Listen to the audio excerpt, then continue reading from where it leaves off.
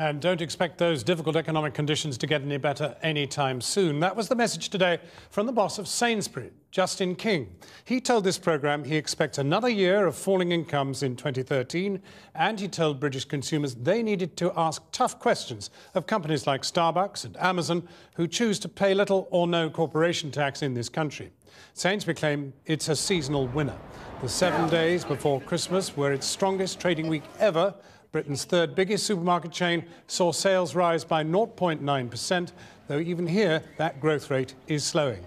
And as Sainsbury ploughs on, the rest of the high street looks shaky. Yesterday, the British Retail Consortium said Christmas sales were just 1.5% higher, whilst Morrison's reported a drop of 2.5% in business. So when do things get better? Official forecasts see our pay packets growing by 2.2% in 2013.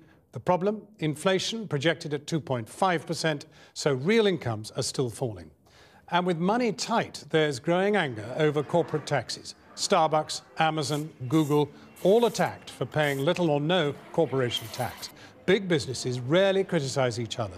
But today, Justin King encouraged consumers to put pressure on international companies to come clean on their tax affairs. When I spoke to Justin King earlier, I started with the state of the economy. In these tough times, I asked him what Sainsbury was offering that consumers wanted. One of the big things that we saw was people buying more own label.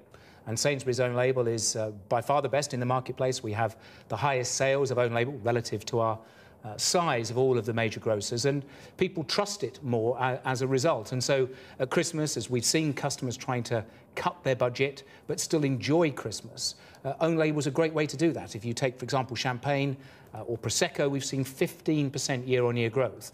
Our own label champagne, typically £15 a bottle, leading brands at, say, around £25 a bottle. It's a great way of saving money without compromising on quality. So own label's been a big part of our success. Well, I can see the salesman in you right sitting here, but 2012 has been a very bad year economically, and you've managed to make it in this year. Yeah. 2013? Well, we think 2013, much the same again. There's no reason to suppose that customer budgets are going to get any easier to balance. The pressures of inflation remain and are likely to remain throughout the year. We're not going to see incomes increase ahead of inflation, so disposable incomes likely will contract still further. So it is more of the same, but given that we've been successful with that as a backdrop, we would expect to continue to succeed. Can we just look at the question of tax? Now, of course, there's lots of people who are not your direct competitors who are in a lot of trouble over the way in which they manage their tax affairs, Starbucks and the rest. What about corporation tax and the way it's managed in this country? Well, I should first say that we at Sainsbury's are entirely domestic. We pay our tax in the UK. I think by last count, we were the 12th biggest taxpayer in the UK, so we're proud of our tax-paying record. I'm on the record as saying corporation tax for international corporations is an elective tax. They can choose quite legally to organise their affairs and choose to pay tax pretty much wherever they wish in the world. The government actually has made a big step. They've moved corporation tax down and committed to moving it down still further. It's on a journey to 20%, and that's competitive in world terms. So I think it's now for consumers to ask tough questions of the businesses that they give their custom about where they choose to pay corporation tax. And corporation tax is a way we invest back in the community of which we're part, the country of which we're part. And I think companies that wish to trade here enjoy the benefits of our consumers, the investments in our infrastructure, our safety and so on, should answer for themselves about whether they're contributing properly to our society. You think the consumer is actually surprisingly powerful in this issue? Well, I think they are the most powerful. They're more powerful than governments in this. The vote that you make with your wallet will move the decision-making of corporations much quicker than governments will ever be able to do. But morally, you would argue that internationally incorporated entities obviously can choose where to pay their tax. But if they make a lot of money in this country out of selling products in this country, should they not be paying a very large proportion of that tax here?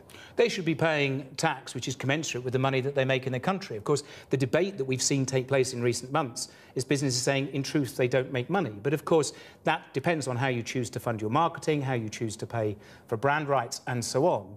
And of course, I think if companies believe what they're doing is moral, they should be very happy to lay bare what it is they're doing and open it to consumer scrutiny. And we're quite happy to do that about what we do in our business, not just on issues of tax. I mean, corporate responsibility more generally. Companies should open themselves up, be prepared to be counted on the things that they stand for. And of course, if they really believe what they're doing is in the interests of their consumers, they shouldn't have any difficulty answering those questions, should they?